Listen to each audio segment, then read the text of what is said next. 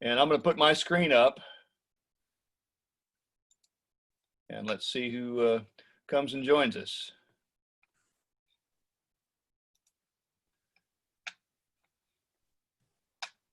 Well, yes.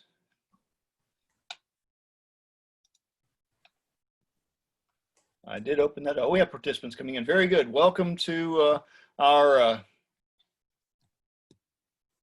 speaker series for, I guess it's the Spring Speaker Series 2020, our first webinar. I'm going to let, there's a lot of folks coming in, so I'm going to kind of leave that screen up there and let you all watch that. We've got two very interesting speakers this afternoon now. And this is our first actual time to do the speaker series as a webinar, but everybody's doing webinars and we've done some successful ones. So we're looking forward to doing this one this afternoon now. I see a few more participants coming in right now, and we'll give it another minute or two before we officially get it started.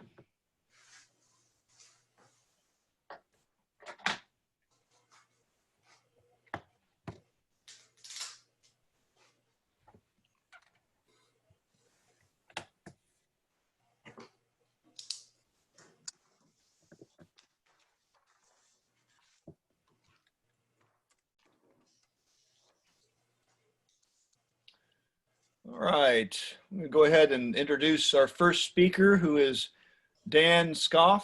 Dan is the Chief Meteorologist for KNWA Fox 24. A lot of folks probably know him already or have seen him.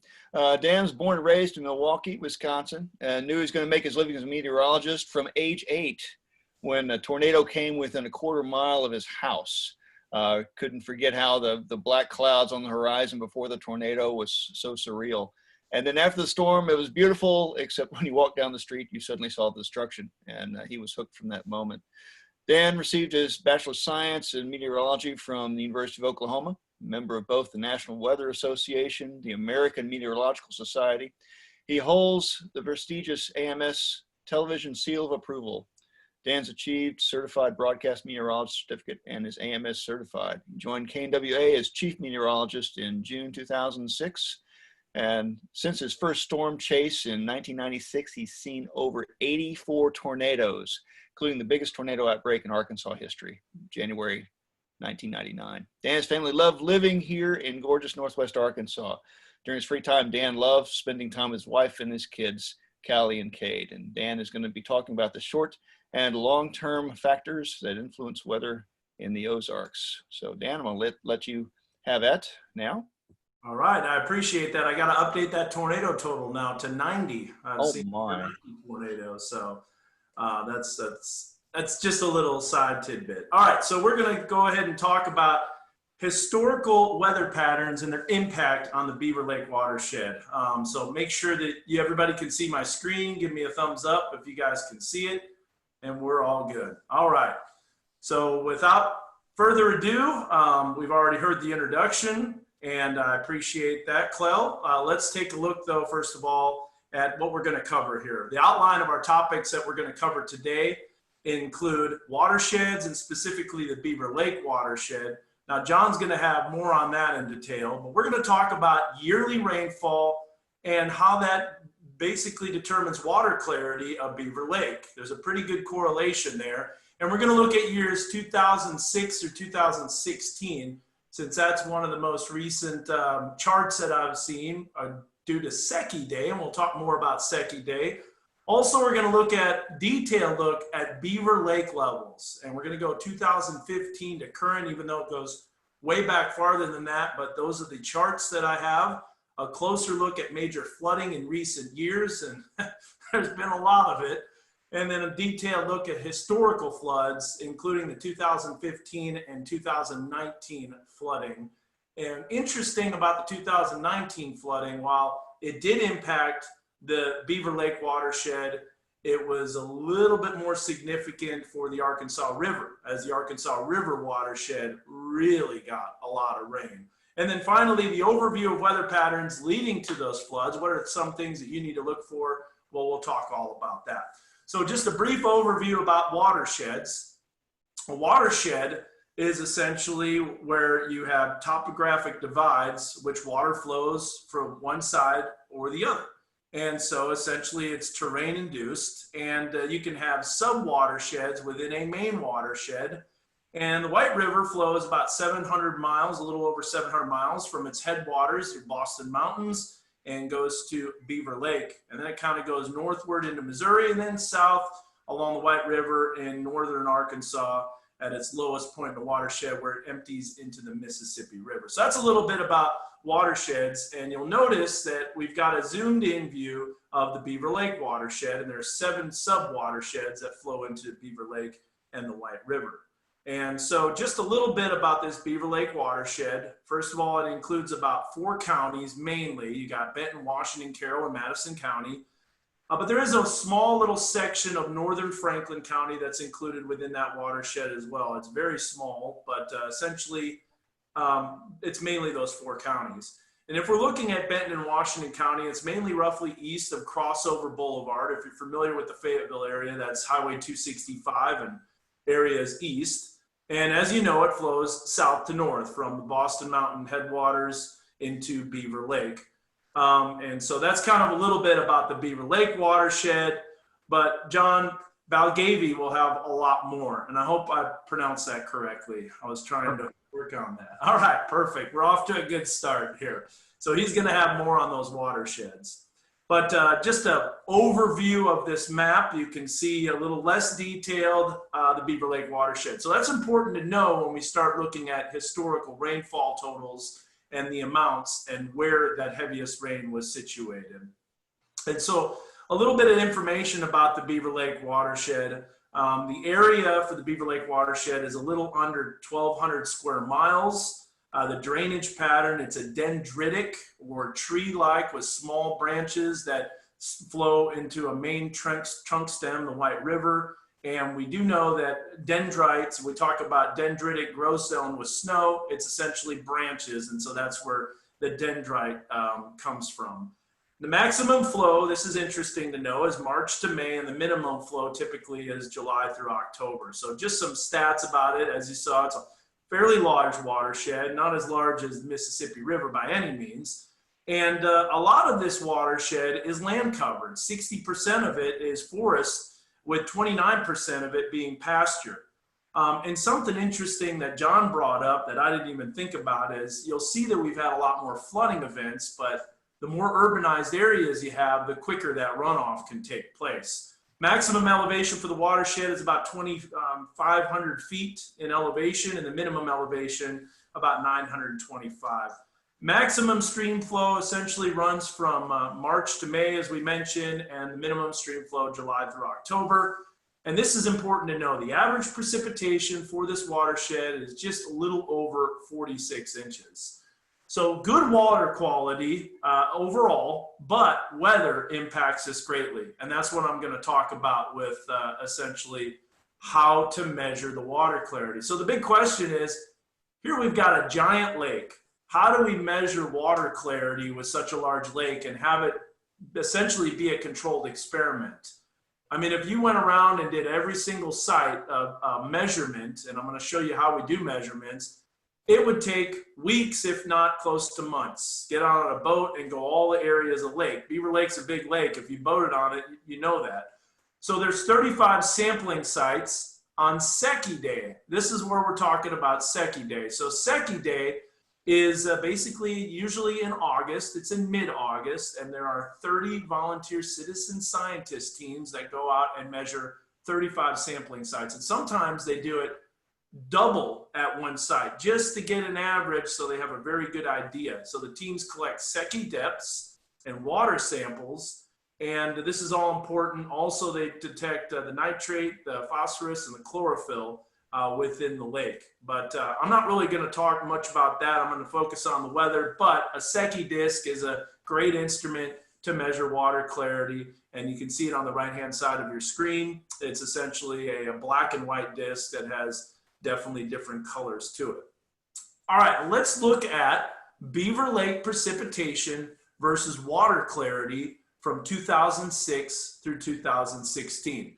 So this is from the Beaver Water District, and this is from good old Bob, who retired, but man, did he put this all together. You can see the precipitation and Secchi depth from 2006 to 2016, and the green is the precipitation, the annual precipitation from September to August. Now, that's not the yearly rainfall. That's essentially going through Secchi day, like a Secchi day cycle. So September through August. And you can see the amount of precipitation in 2006 was very low, whereas 2015 was really high. The Secchi depth, this is the average Secchi depth reading. You can see that on the right-hand side. You go from 0 to 3.5 meters in depth, and typically the greatest depths are obviously seen near the dam, Beaver Lake. That's where you have the deepest waters, and that's where you have the best clarity, whereas the lowest is in the White River Basin and some of the tributaries of that. But in 2006, we had drought conditions, and so typically high precipitation years led to lower water clarity. But not always. You got to remember, sometimes these precipitation events don't fall within the calendar year. And so while it looks like precipitation, the clarity is low in 2011, which is right, 2012 didn't have a whole lot of rain, and then you see the clarity is really high. But there are times where the clarity is pretty great, as you can see, and look at the amount of rainfall. That's one of the highest totals in 2015. Well, if you look at the heavy rain event, they were in essentially late December. A lot of that rain was in late December. And so by the time you had 2016, you essentially lost a lot of that runoff and the sediment. And so it all depends on the timing of the year with these rain events as well. So these are the Secchi depth daily reading, the Secchi day depth readings, and it's all done one day. It's a controlled, essentially, experiment because you have the same weather conditions. Generally, you might have partly cloudy, mostly cloudy, stuff like that. But generally, it's pretty controlled. And this is why Secchi day is so important. And while we're sad to say that we aren't doing a Secchi day event where everybody gets together and they learn about water quality, and we do that at Prairie Creek, we are still doing the readings because that's important to science. So the major flooding years, 2008, 2012, and 2015. So now we're going to take a look at the lake levels from 2015 to 2020. And this is a great site right here, as you can see, lakelevels.info. And you can see how these levels are crazy. So first of all, the left-hand side of your screen is the beginning of the year. The right-hand side of your screen is the end of the year. And then you've got the tick marks, which are the months. So you have February, March, April, May, and so forth. Clearly, in the springtime into early summer, we see our heaviest rain events, which is what we even mentioned with the watershed. Those are typically the main flows. But there have been exceptions, such as this in December 2015. And so if we look at this in an overview, the lowest level from these past years, 2015 to 2020, over the last 6 years, shows that in early March, we have one of the lowest levels ever. But if you notice, not ever, but within that last 6 years, flood stage happened very shortly after that. And this just shows you how quickly Beaver Lake can fill. And I think that was one of the things that was the most surprising for me, is how fast the water levels can rise at Beaver Lake. And when I first got here, it just astounded me how that can happen. The highest flood level on this graph is back in late December 2015, and I'm putting a star next to this because we will take a detailed look at the winter flood of 2015. And so just to let you know, which I'm sure John is going to cover a little bit more, but we're focused on this flood pool, which 1130, the mean sea level basically is the top of the flood pool.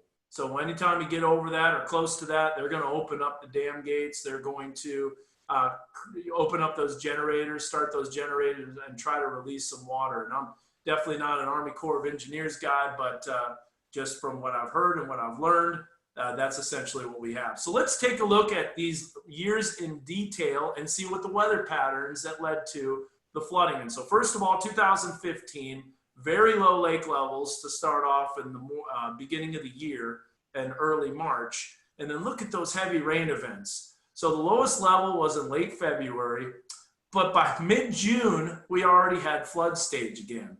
And so this was essentially a pretty active spring. And I remember this, we had multiple rain events, including a big time flood that happened in the middle of May, which essentially is what started off all this flooding. And then it dropped back down November, but then look at how quickly it rised. And I think this is astonishing. The lake rose almost 6 feet in a matter of a week, which is just unreal and unbelievable. And then it was back to flood stage in late December, as you can see. So there are some rapid fluctuations in lake level. Now, if we look at 2015 overall, you can see the precipitation was astounding. This is the annual observed precipitation. And on the far right side, you see my cursor. This is 70 to 80 inches. This is 80 to 100. Remember, that average is 46.6 in the watershed. We are way over this. If we look at the percentage, basically the annual departure, how much rainfall did we see over?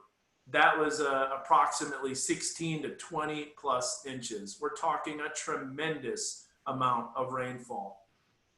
Now, the Weather Service out of Tulsa did an incredible job reviewing this event. And so in lieu of time, I'm going to kind of scroll through this and show you what they have. But they have a great detailed summary, and I'll just show you some of the photos of this flooding event. So first of all, the record levels on rivers, the major flood stages, you can see some of the photos right there. If we look at the entire state of Oklahoma, 14.06 inches on average, which is an astounding amount of rain. Then you had almost 20 inches for the month of May alone in Fort Smith. And it was 19.85. So that is just unreal how much rain that was. And then you kind of look at the amounts and the departures from normal, and you can kind of see that all on your screen. And so they did an amazing job on this. But if you look at it, that's missing, not entirely, but the heaviest rain definitely is going to be setting up in eastern Oklahoma along the Arkansas River. And so I think this is an amazing graph. This looks at 2014 when we had very little rainfall from January through July. And then you see this rain event. These are 3D representations of essentially how much rain fell with the mesonet. So just really a fascinating article and write-up. And I remember the Weather Service, how many flood events that they put out. And they put out so many that essentially I was just like, here's a box of cookies. You guys deserve this. It was just absolutely incredible. And then we had 2015. Now this one impacted our area just a little bit more, because if we look at a review of this event that the Weather Service did, I'm going to show you how the bullseye of rain was over eastern Oklahoma and northwest Arkansas. And so if we kind of scroll down here, here's the weather setup. This is a great radar loop showing training thunderstorms, meaning they're moving over the same area. You got a persistent low that's to the southwest, and this just dumped tremendous amounts of rain. And the forecasts were calling for this too. 6 inches of rain over the weekend, and boy, did that happen. And then here's a look at the storm total. You can see it on the screen right here. This is the Oklahoma mesonet. We're talking 11 inches of rain in eastern Oklahoma. So wow, wow, wow. That was an incredible rain event. I remember driving back in that, and we were ducking and dodging tornadoes and flooding, and that was just right around Christmas. It was shortly after Christmas. And then 2016, things kind of quieted down. As you'll see, the lake level started off really high, of course, because of the flood, 2015, and then it generally trended downhill. Well, and if we look at the amount of precipitation, you're going to notice that it was very low. Now, this might look high, but you got to look at the scale. So red and dark red colors are 12 inches to nearly 20 inches below the average annual rainfall. So that is an extremely dry year. And coincidentally, the lake level dropped. No surprise there. 2017, here we go again, where we have rapid fluctuations. We started off in March and we crank up as we go into the late April. And I remember this event. This was April 29th of 2017. It was a major flooding. So we went from feast to famine, or really famine to feast is what I should say, with that from March to May. And then the historic flood of April 29, 2017 was unreal. There were places in Rogers that saw 13 inches of rain, which is 2 months of rain in one day. And unfortunately, that ended up killing 8 people, if I recall correctly, in Arkansas. And so we're looking at January 1st, 2017. And you look at the rainfall, and nothing really stands out. I mean, yeah, we had 50 to 60 inches, which is a lot. And then you look at the departure, and you're like, well, I mean, that's 6 to 8 inches above, and that's a lot, and that's right over Beaver Lake. But it's like, why did that cause such substantial flooding? Well, then you look at the amount of rainfall that was observed one day. This is 1 day precipitation. And then you see that we have nearly 6 to 10 inches of rain that fell over eastern sections of Benton County. Here you got a bullseye of 8 to 10. And I know there were 13-inch totals that were measured by rain gauges in the Rogers area. So 2018, rapid fluctuations again. Here we are at 1130, which is the top of the flood pool. And that was in early May. And so if we kind of recap this year, started low again in February, then it cranked back up as we went into late February and late March. There were 2 heavy rain events. You can specifically see them. And then we had nearly flood stage in early May. And then it jumped up to, it was nearly flood stage, but they got control of it. And then you can see the water levels drop. And then the rest of 2018 was pretty quiet. And 2018 wasn't all that wet of a summer either. So I remember that. And it wasn't that hot either. So it was kind of perfect. And if we look at the precipitation, pretty much normal, right around 46 inches, not much of a change there. If we look at the Beaver Lake levels here for 2019, low over the winter season, but then you can see these fluctuations and crazy rain events in May. Now you might remember that all the severe weather that happened in May of 2019. I sure do. I was covering lots of severe weather, and then it was a fairly quiet summer, and then it became an active October. And you can actually see, if you remember that tornado outbreak that happened on October 21st of 2019, that was the Rogers tornado that came through from Siloam Springs to Rogers. Well, coincidentally, there's Beaver Lake climbing again.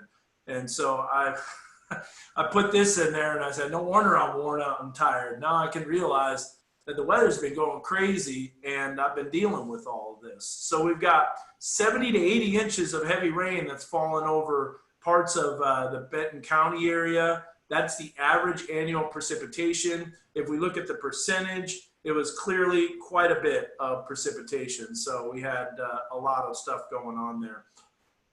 Here's a look at the monthly observed precipitation for May. Now, May 2019 was just astounding because, you know, the Arkansas River led to record levels.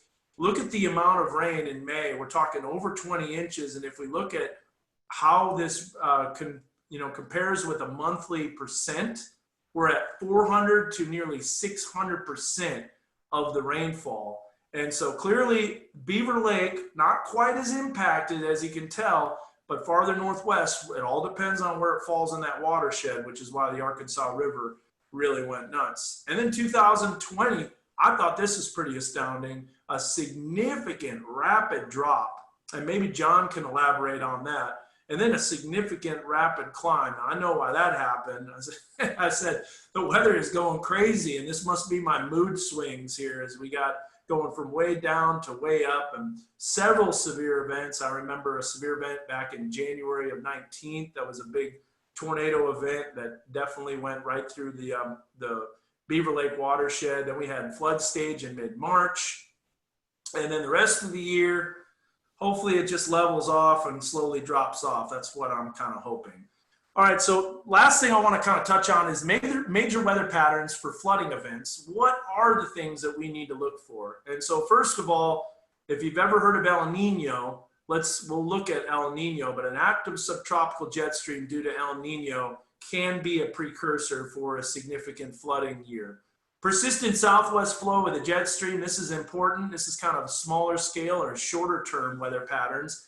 And then you got blocking synoptic weather patterns along the East Coast. So what this means is you got big low pressure system in the west, a high pressure system in the east, and I'll show you some graphics that will illustrate this, and the abundant supply of Gulf of Mexico moisture, and finally a stalled out frontal boundary. So those are kind of some of the things that can lead to major flooding events.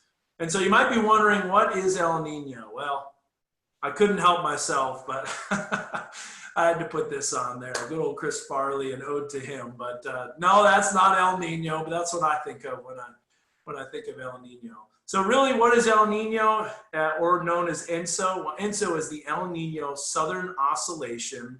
And what it means is you have warmer than normal waters near the equator in the Pacific Ocean off the coast of South America.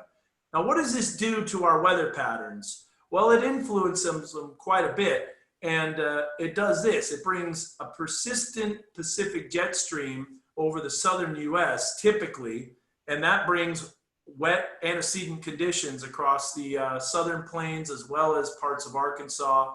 And El Nino is the opposite from La Nina, which is cooler than normal waters.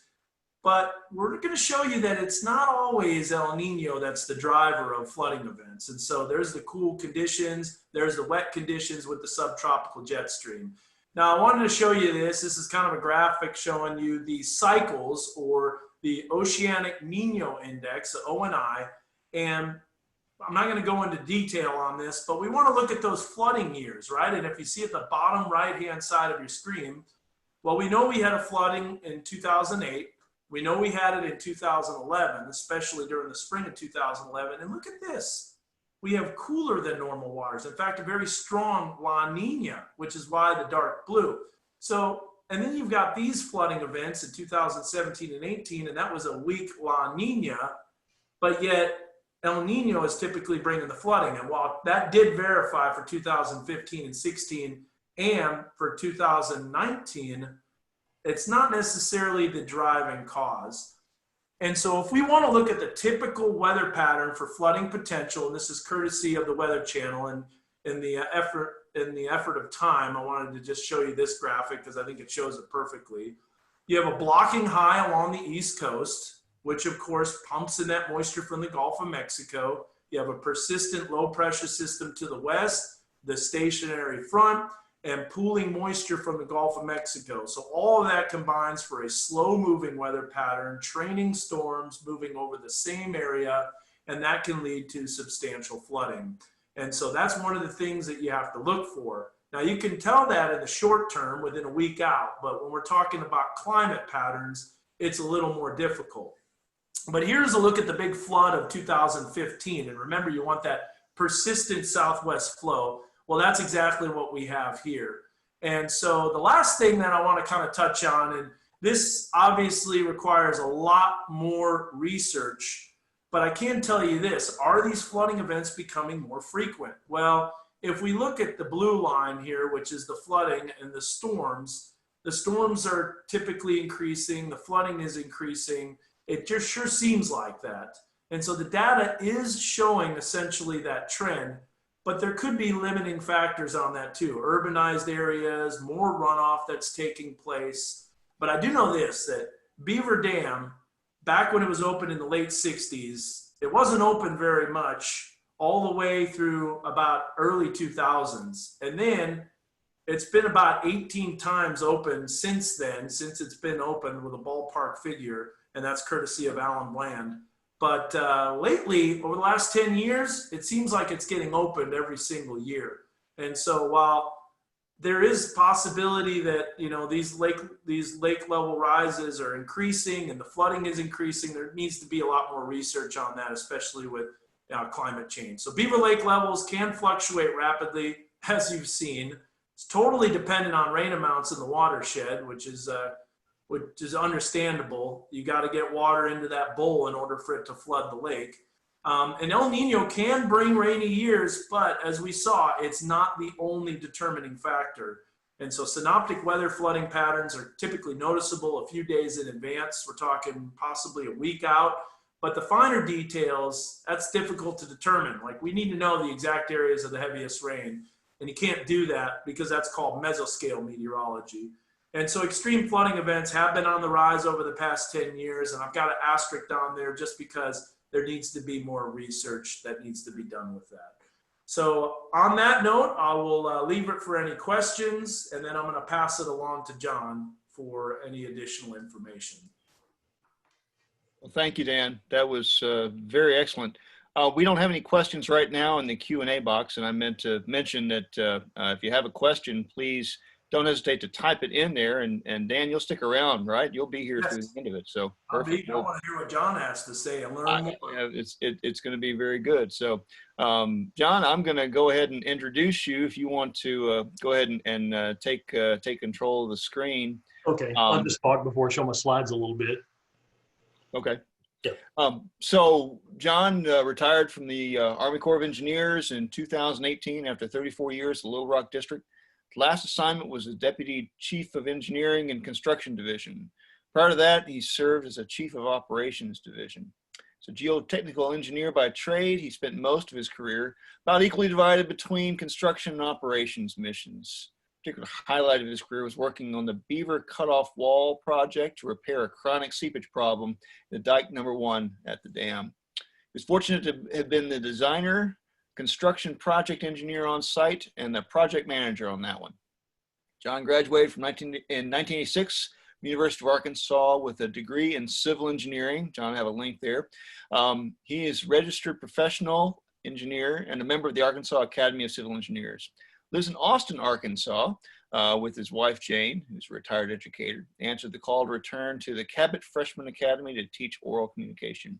The son, Hayden, is a sports anchor for KTHV Little Rock, CBS affiliate. John, go ahead.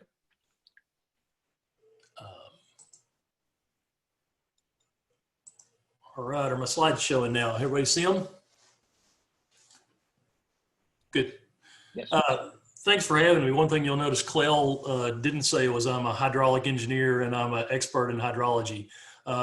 But I have been around the White River system a lot. The guys who do this for a living are really pros at it. And they have been flood fighting for about 3 or 4 weeks now. Today is Engineer Day. So they're celebrating the 245th birthday of the Corps. I'll back up from what Dan said a little bit and give you we'll back up to like a satellite level and talk a little bit about the White River Basin as a whole. And Dan showed you a lot of real detailed pictures here about the Beaver Watershed. I call it a basin, he calls it a watershed, but it's the same thing. And then, which obviously empties into Table Rock and Bull Shoals on the main stem of the White River. You have North Fork, which empties into the North Fork River, into the White River. Clearwater Dam empties into the Black River, which trails down and empties into the White River just above Newport. And then Greer's Ferry empties into the Little Red River. The big thing to notice here is this light green bluish area and this tan colored area are part of what we call the uncontrolled part of the basin. Any drop of water that falls on them does not hit a dam, it runs straight to the river. So that's important to know. The regulating locations, we'll talk much more about that later, are at Newport and Georgetown on the White River. And then it's interesting to note that just below Georgetown, the control of the White River is taken over by the Memphis district of the U.S. Army Corps of Engineers. And it has navigation. I think that's not such a big thing in the last few years for several reasons. One of the big things on the horizon, though, is the White River or the Grand Prairie Irrigation Project. And that's, has the potential of taking water out of the White River to irrigate about 300,000 acres of farmland. Way off of my chart downstream, the last 10 miles of the White River go back to control of the Little Rock District, and they are part of the McClellan-Kerr Arkansas River Navigation System. And that system starts at the mouth of the White River, ends at the Port of Catoosa in Oklahoma, and it is the furthest point west in the United States until you get to the West Coast. And all of those goods that used to ship down the Missouri, not all of them, but a lot of them, a lot of the grain going downstream, fertilizer going upstream, now come down to the Port of Catoosa and get loaded out. So it is a regional asset, and it's worth billions of dollars and thousands of jobs annually. So Although navigation is not a part of the upper White River that you see here on this screen, definitely what you do up here has a big effect on that navigation in that system.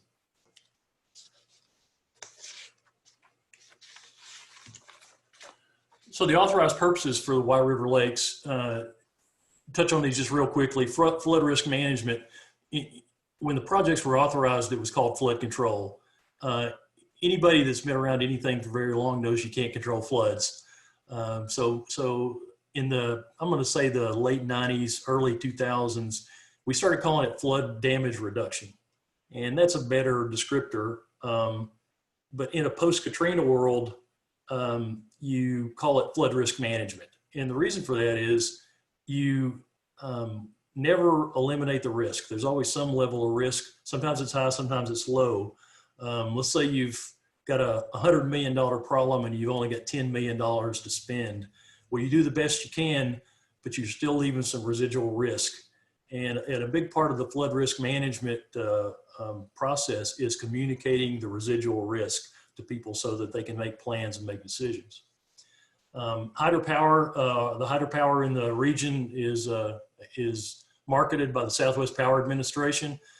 Interesting to note, it was probably before my time. I worked for the Corps for about 34 years. Sometime about the time I came, I understand that they switched from using hydropower as base power to peak power. And that means when everybody gets home in the evening in the summer and flips on their air conditioners, they spin up the units at the hydropower plant. The deal about that is in a few minutes you can be making hydropower, whereas an oil plant or a coal-fired plant, you have to keep them running. So hydropower has the advantage of just being able to go from nothing to generating power almost immediately. Coal power and oil, think about them if you had to leave your car running all the time, just idling. That's sort of the philosophy behind them. Water supply, and there's 14 districts that use the water for municipal and industrial uses. Dan touched on the clarity. That's a big key. My little town of Austin has Greer's Ferry Lake as a backup water supply for our town.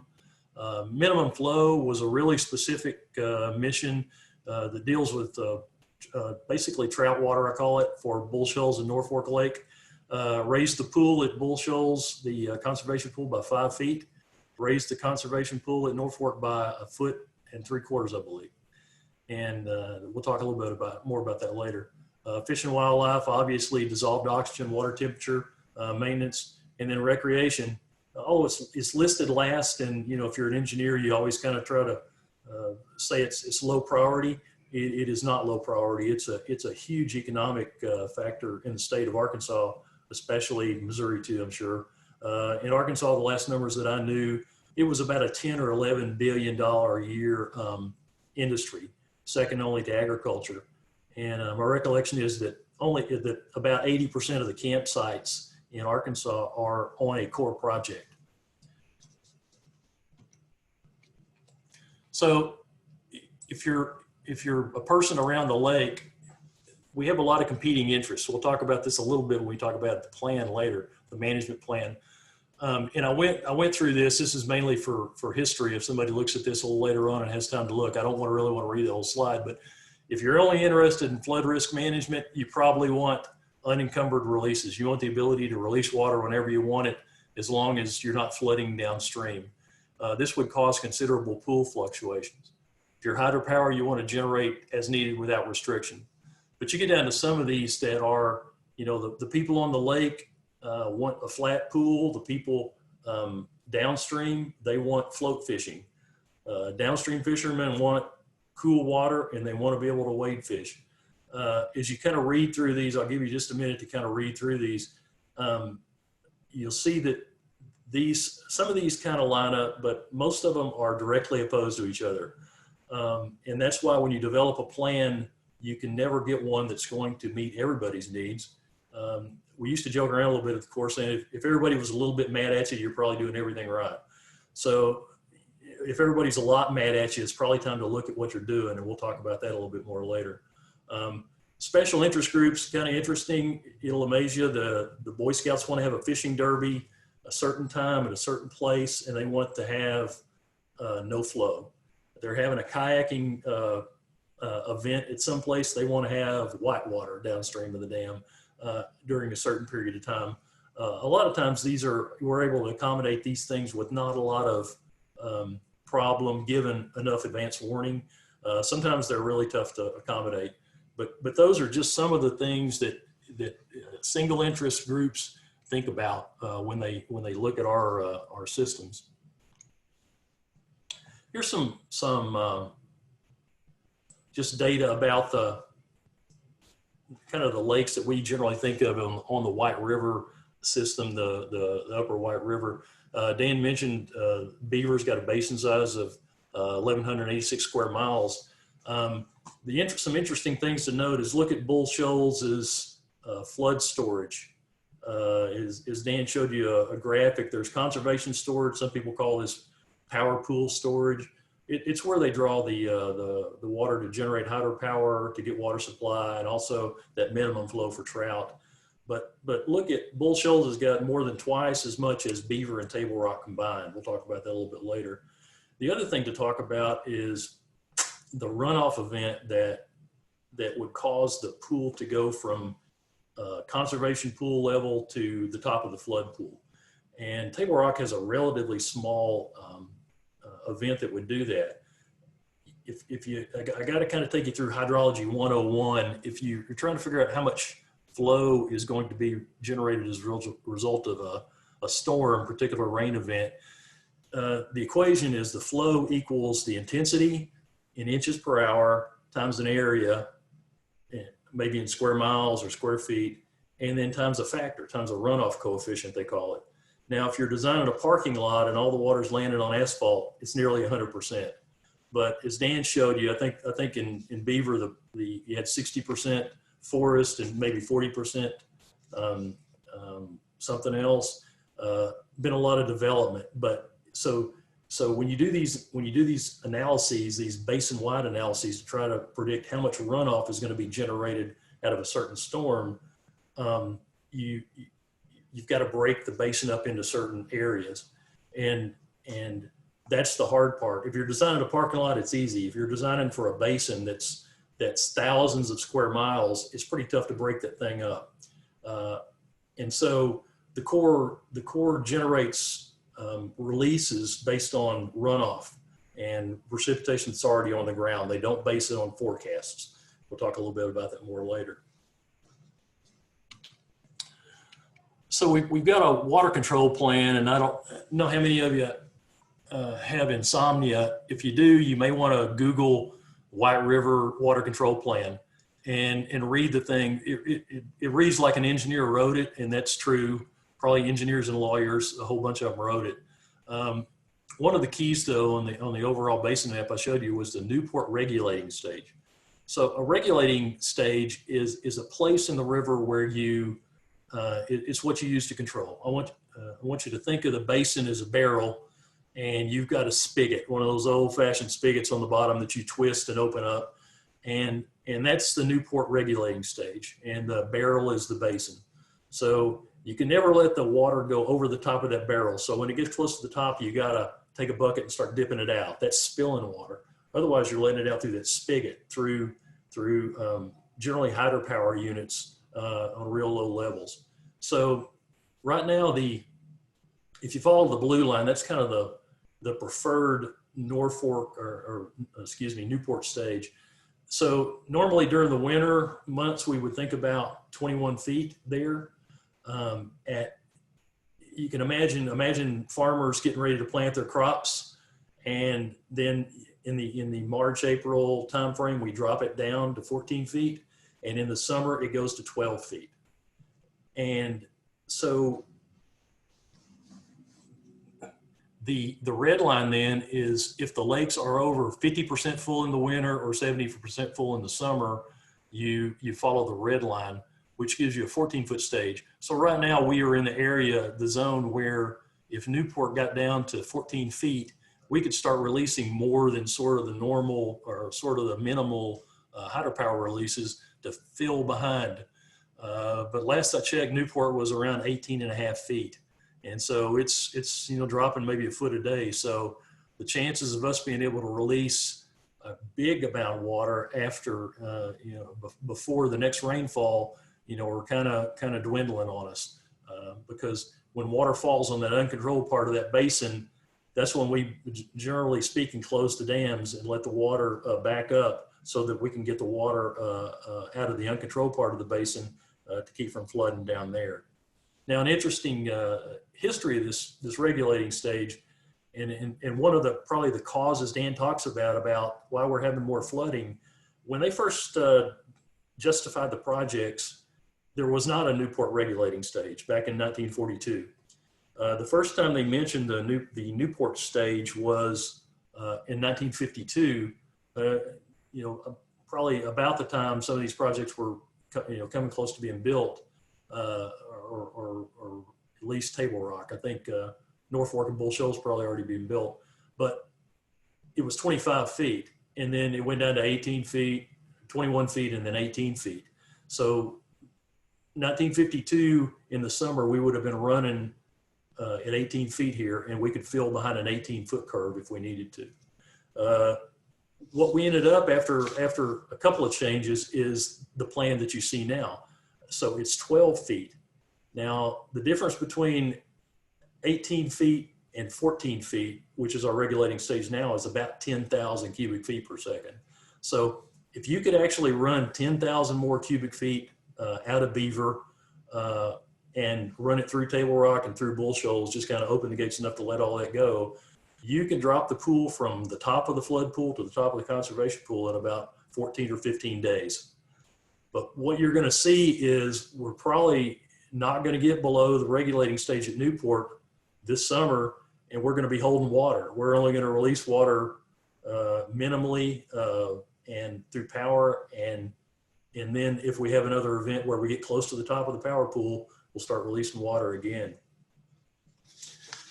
Just overall, if I back up to the kind of satellite level look at the basin, Beaver is a supplemental storage for Table Rock and Bull Shoals. Just always been that way. So it's the first lake that gets filled up, and it's the last lake that gets emptied. Table Rock tends to, the plan calls for it being kept close to its conservation pool. So, a foot or two above conservation pool. And a couple of reasons for that. One of them is, remember, we've got that pretty small event, 3.5 inches of runoff, that will get this lake from its conservation pool to its flood pool. So it's got the smallest event that will do that. So the frequency of that goes up. And then you've also need to have room in case there's a storm, one of those superstorms that Dan described that goes over Beaver, and you need to dump water out of Beaver. You need to have some room here. You get Bull Shoals then, which ends up being, carrying a lot of the load, because you can have Beaver, or you can have Bull Shoals half full of its flood pool, and it'll still hold all the flood water that you could keep in Table Rock and Beaver. And so, because you can't pump water back uphill, you're planning for an event that might happen. The plan plans for an event that might happen. You may need to spill from Beaver to Table Rock. You may need to spill from Beaver and let it go all the way through. The key is, Dan touched on this a little bit. I'll show you some graphs in a minute that'll explain a little bit better, but the norm seems to be these days is that we have what we call surcharge operations, and that's where you go above the top of the flood pool. What I've seen is it's the record at Beaver is a couple of feet above the flood pool. So what happens in those cases is you're actually letting you're letting water out of the spillway gates, but more water is still flowing into the lake, so that the lake level is rising slowly while you're letting water through the spillway gates. You can do that for some period of time, as long as you see that you're coming to a crest that's not going to be too severe. And we're seeing more and more of that. So here's some records. I mean, Dan has some beautiful graphs that showed this, but the dark numbers represent records that we've had since 2008. 2005 to 2007, we're going through a pretty dry spell, and we then all of a sudden 2008 we had a lot of water. Ever since then, we seem to have a lot of water. Some interesting things to note is look at this peak release in cubic feet per second at Beaver, 93,000, 92,000. I can tell you that if you've ever been to our dam under the highway, there's a catwalk, and that's the top of our dam, and it's where they operate the machinery from. And so at 93,000, water is just underneath of that catwalk.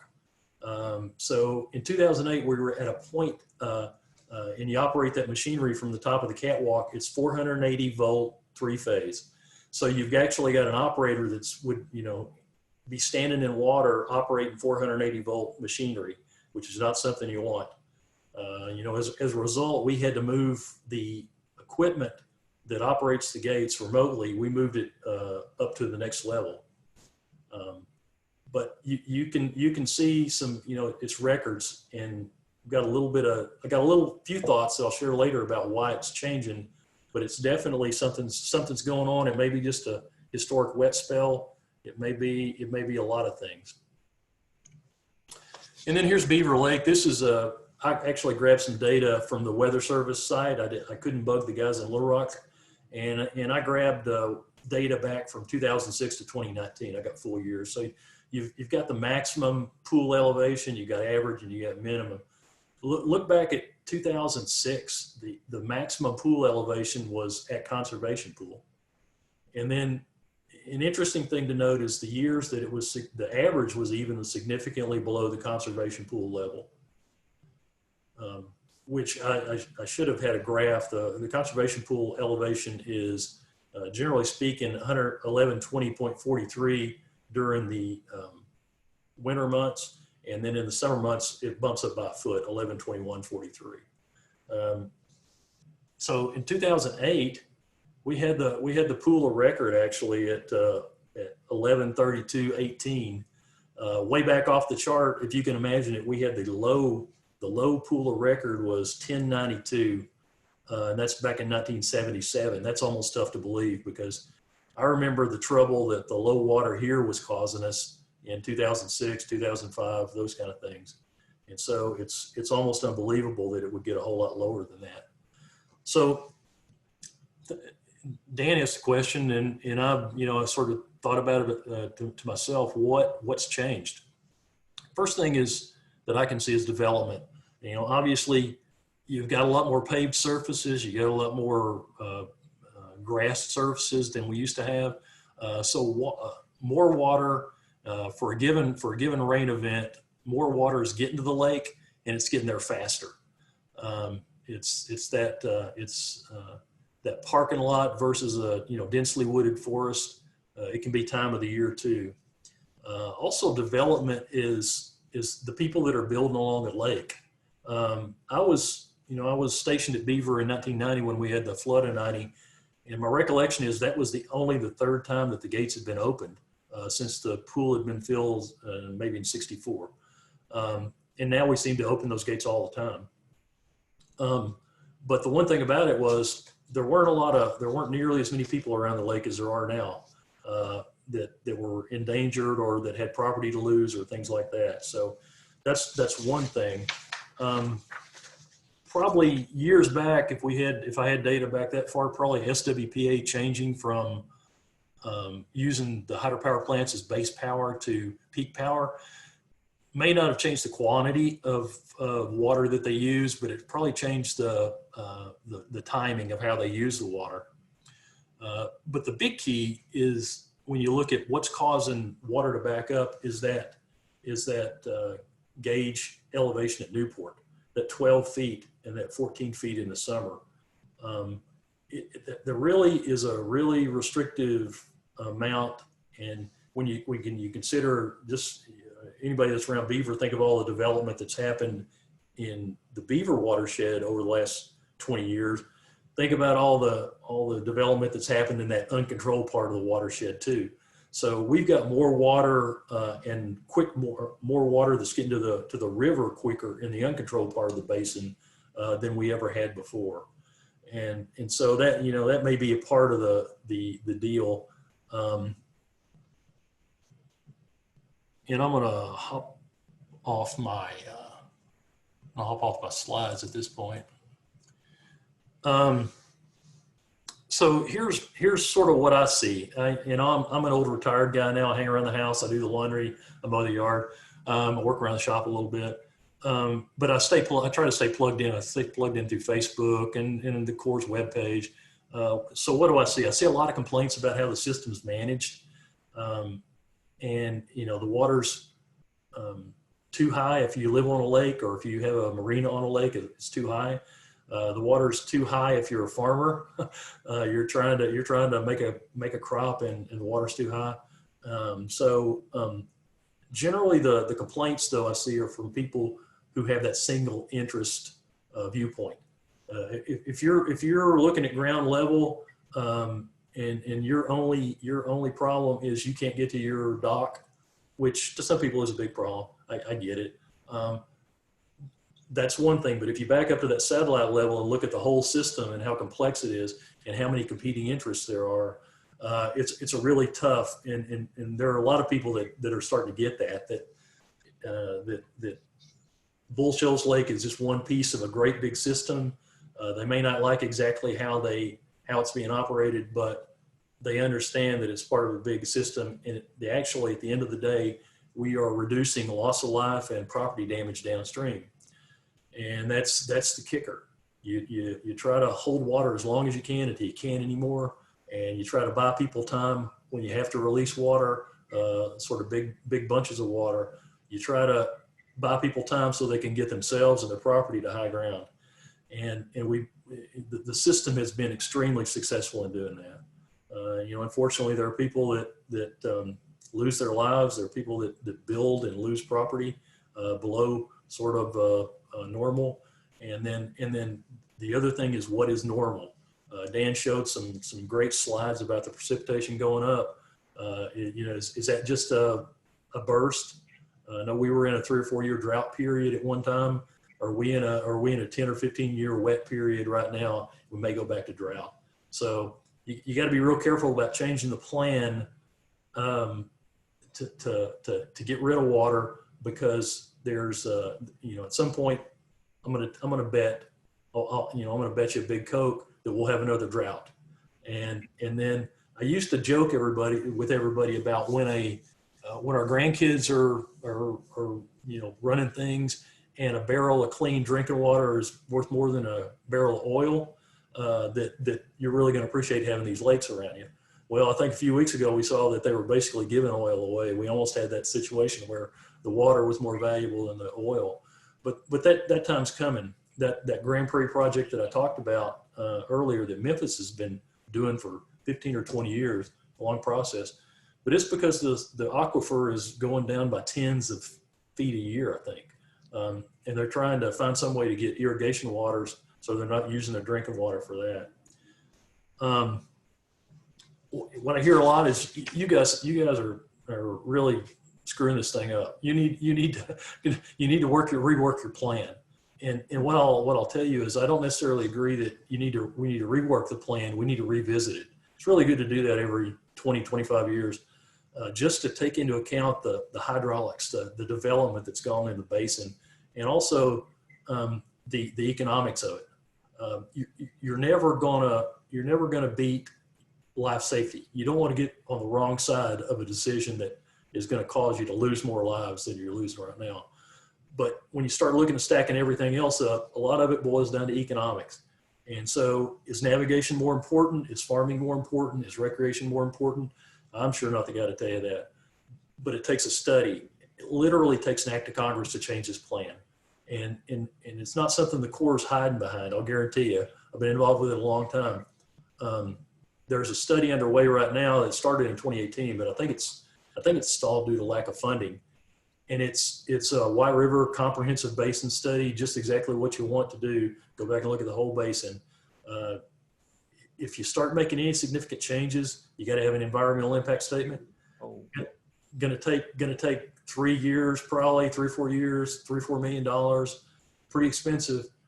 My gut feeling, the old retired guy sitting here talking to you, you're going to study it. You're going to have all those competing interests, and you're going to basically circle back around and come up with the same plan you had before. Probably. Maybe some minor tweaks. Maybe somebody makes a real convincing case that we need to raise that raised that regulating stage at Newport back to 18. And the farmers just, they just give up that ground between the gauge reading of 12 or 14 and 18. And they could plan on it. It's all about communicating that risk to them.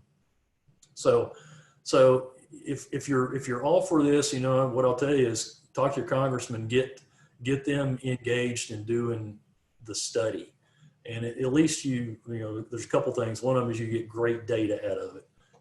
If nothing else comes out of it, you get better modeling so that you can help predict that runoff from those storms in the future and make better decisions. But the other thing is you kind of put to rest, well, we looked at this. It hadn't been 25 years ago since we looked at this. It was a couple of years ago. It was less than 5 years ago we looked at this. This is the solution that I came up with. And you can let those people make decisions based on the most recent data. If somebody owns a marina or leases a marina, maybe they want to change the location. Maybe they want to change the elevation. Maybe they want to get out of the marina business. I don't know. Same way with a farmer. Like I said, they may have to give up ground in the long run. But anyway, that's what good a study does. I'd really like to hear what y'all's concerns or complaints or questions are. We may not have time today, but you can convey that in the chat. I understand we're going to have a YouTube. I'll be kind of keeping track of those. But like I said, a big part of flood risk management that we call it now is communicating risk. And your concerns, they feed back and they help us to develop the communication tools that we can use. You see now we've got Facebook, we've got apps. You can get real-time data. I've got real-time data, on my iPhone right here. I can check the pool levels. I used to sit in the federal building and need to call people every day to ask them what the level was. I can remember when they radioed lake levels in the morning. Now I can sit in my recliner and get it real time. So I really value any input that you guys have about where you think the plan needs to be changed, tweaked, what else we need to consider. Keep in mind though, if you're really thinking, well, I want a constant lake level because I own a marina. The point's well taken. I think we already get that one though. Like I said, we already know a lot of those very valid reasons for wanting very valid conditions. But again, you've got to develop a plan that tries to work through a wicket of interests and still save lives and save property. And with that, that's really all I got. It's time to play Stump the Chump. And I'm gonna. Well, we do have a couple of questions for okay. John or Dan. The first one is actually from Jay Gilchrist, and the question is, what about siltation filling in of the lake, Beaver Lake? So, John, Dan, who can? I can kind of address that, and like I said, I've been retired a couple of years, but it is not a known problem in any of the White River lakes right now that I know of. Our neighbors to the west, Tulsa District, have already had projects where they have started dredging out some of their lakes. That dead pool started silting in. Wow. And it's not that we're lucky, it's just that we had a better sort of geologic condition, I think. But one of the things is, as the operation and maintenance budget of the Corps has gone down, there's a lot of things we used to do that we don't do anymore. We used to do what we call sediment ranges. We would actually go out and do surveys with a boat and with a land crew and run cross sections and compute the amount of sedimentation. And I just don't think that's getting done anymore. I think there's probably better technology now with the bathyspheric surveys that you can do, right. But they cost money. And when I left the Corps, the O&M budget was, growing, but if you adjusted for inflation, we were still working at about the same level we were working in 1997. So wow. Okay. 2017 or 2018 and 1997. And that's why when I came to work for the district, we had 1,100 people in the district. When I left, we had 650. And some of that is the good technology. A lot of it's contracting out, but a lot of it's just that there's not nearly as many people around to do things that we used to do. And contracting does tend to cost a lot more than if you do it in-house. So you can't, your dollar's not stretched nearly as far. So sedimentation, as far as I know, it's not a huge problem right now. You may see that in some of the tributaries, but in the main parts of the lake, not a huge problem. So the Corps is really saying we have a lot of storage capacity. We don't need to even worry about that. That sediment, and part of the question probably comes from the fact that the number one contaminant in Beaver Lake Watershed, as most folks know, because they've heard me say it, is actually sediment, is that erosion. And we have, we hear it's a big number, 250,000 metric tons a year going into Beaver Lake, but relative to the volume of the lake, apparently it's not enough. I know that the Beaver Water District has done some of those bathymetric sorts of studies. So the second question is from Jim Wimberly. Given how the target level at Newport determines lake level management in Beaver, Table Rock, and Bull Shoals, who is responsible for setting the levels at Newport? And are there discussions underway as to what changes can be made to more effectively accommodate the spectrum of upstream users versus the Newport level? So as I understand it, part of that, John, is that, and I heard you say Memphis, what does Memphis have to do with, I mean, the city of Memphis, what do they have to do with all this? Is that a part of this whole mix? No, really. They've got a project at the Grand Prairie. They take over that part of the river between sort of, where Greers Ferry, the Little Red River dumps in. Yeah. To basically, the Little Rock takes it back over at the mouth of the White, the last 10 miles. Okay. So their operations don't have anything really a lot to do with what we do. What we do could really affect them, though. But the Newport gauge was, you hate to get down to negotiation, to calling it negotiation, but and I wasn't around when this happened, but some sort of agreement was struck when they lowered the regulating stage from 18 foot to 12 foot to 14 foot. And they were looking at the time at farming, the economics of farming versus the economics of something else. And now 30 years later, if you had to do the same evaluation, would you come up with the same answer? The answer to me is, I don't know.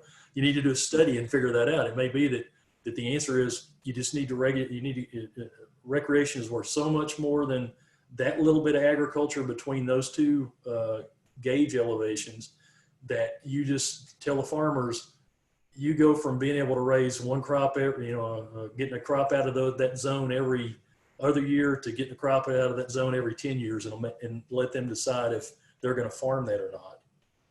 Or maybe there's some mid ground where you don't give up that much farmland and you give up a little bit of recreation sort of capability on the lakes, but it's literally in a plan that was the studies authorized by Congress, funded by Congress. The Corps obviously does the studying and comes up with a recommended solution, but it was based on a lot of public input. We're talking about years of public input and different groups, and you come up with like I said, a plan that works through all the wickets as best it can to operate the system. So, write your congressman, vote. if you don't like the way it's going, vote. Be the squeaky wheel that gets the grease. I think sometimes that's what people miss, is that it does literally, because it's a federally mandated project, it does literally take an act of Congress to change those sorts of things. And, think, oh, that's crazy. Well, no, that's actually how it was set up and why it was set up. Mike Kopech, who's a very good friend of the Alliance, has a good comment about the fact that Beaver's been at flood pools since last November, above 1120. And it's still at 1128.50. And what he's saying is extended periods in flood pool actually provide ample cover for all the species, because the water is actually up in the vegetation. It's a good thing. Provides ample cover for those species of young of the year fish and beaver. And there should be superb fishing in the lake. So you look at it that way, it's kind of a glass pretty well, half full, but I think it's a good thing. And Dan, you've got a question here. Yeah, I saw that. Becky had a question that said, Sure. Can you touch on why we are having more intense rainfall these days? And we used to get 3 inches over a day, and now it's within hours. And so it really does fluctuate. As John mentioned, there are cycles. There are times when you go through rainy weather patterns, and then there's times where essentially you turn off the spigot, and then before you know it, you're in drought conditions. And so there are cycles with that. Now, as far as atmospheric moisture is concerned, these heavy precipitation events stem from what we call precipitable water. And precipitable water is essentially the measure of the moisture in the atmosphere in a column. And if we squeeze out all that moisture in a column, then you essentially can get some pretty heavy rain rates if you realize that, such as convection or thunderstorm activity. Well, we've had abnormally high precipitable waters where there have been 2-3 standard deviations above what they normally should be. But that also tends to lead with short-term weather patterns, not necessarily climate. I think climate is looking over a long period of time, and we just don't have a data set. And I think John would agree. We don't have a data set that's long enough that can realize that, you know, hey, this is an increase in water vapor, an increase in atmospheric moisture. I mean, there's no doubt there have been heavy rain events. And another thing too that's kind of a common misnomer is when you talk about these flooding events and then you say it's a 1,000-year flood, that doesn't mean that that flood is going to happen one out of every 1,000 years. And I think people kind of get that ingrained in their brain. It actually means there's a 0.001% chance of a flood that magnitude happening at any point during that given year. So it's low, it's very low. I mean, yes, so 1%, but in probability, that's kind of how that works, where it's a very low probability of having that type of flooding event over any given year. And so, you know, Tulsa mentioned that. And so, yeah, are these becoming more frequent? It seems like it. But as John mentioned, and as we know, we can go from famine to feast and feast to famine really quickly. And so we'll see what the rest of this year brings. It does appear we're going to get some rain later on this weekend and into early next week. I don't think it's a major big time rain event, but all those small scale details, you know, you have to figure that out, which is why John said, we don't release water based on a forecast, because we all know how sometimes those forecasts go, especially. Crystal ball is a great example of that. That's, you know, you start looking at that cone 2 or 3 days out, and it's going right for the White River Basin. And you know, if you were basing it on forecast, you'd have dumped the water and flooded to people in the downstream part of the White River Basin. And then the thing wobbles, you know, that's my term. The thing wobbles off to the east, just so we don't get really smacked by it. And it sort of proves that, you know, you're keeping your hand off the trigger is good sometimes. And that's what I kind of did on that one. I just said, you know, typically these systems go farther east than expected. Very rarely do they go farther west. They typically go farther east, and that's what happened with that. And it's amazing the difference between being east of the center of the low and west of the center of the low. Yeah. If you want to get a different point of view, a little bit different point of view, you can look at the Coors Lake forecast. It's on the app or on the webpage. And then look at the river forecast that the Weather Service puts out, and they actually take into account a day's worth of anticipated precipitation. So you can kind of get two data points and kind of make your plans based on that at least 24 hours in advance. I have a question for John real quick. Is there any way to know when the dam, when the gates are open, when the Beaver Lake Dam gates are open? No, you just got to work in public affairs at Little Rock District. They'll put out a Facebook post. Normally, I've noticed them lately. They say we're planning. We think we're going to open the gates about noon tomorrow. Yeah. So if you want to come out and look, and then they as best they can, they try to adjust fire as it gets closer. We're obviously not going to open gates if we don't have to, just for a photo opportunity. But you know, we're trying to give folks, because it is a really impressive thing to watch. It is. Oh, I just call Alan Bland on speed dial. I'd keep Alan Bland on and call him at 3 a.m. too. Yeah. He's always wide awake at 3. No doubt about it. So, thank you guys. It's been very good. I want to put in a plug for Becky Rourke, who's our program director for the Beaver Watershed Alliance. She's going to be live on KURM radio this coming Tuesday at 9:30 a.m. to talk about the Beaver Watershed Alliance and our program. So, you know, it's one of those things that we're trying to get out. And the next month is Lakes Appreciation Month. We've got a lot of programs that are going to be on the internet. I wish we were doing some things live. Yeah. Very few things, of course, happening that way, because we've got to continue the social distancing. But I thank you all. If you have questions, please feel free to email us. This will be posted on the Beaver Watershed Alliance YouTube channel in a little while. I'm not sure how long it takes to render this, but we'll have that. And any more questions, we really thank everyone for joining us, and particularly John and Dan for taking their time to educate us. It's been very, very good. Thank you, gentlemen, very much. Thank you. All right. With that, I'm going to say good afternoon, and we will see you all soon. Thank you.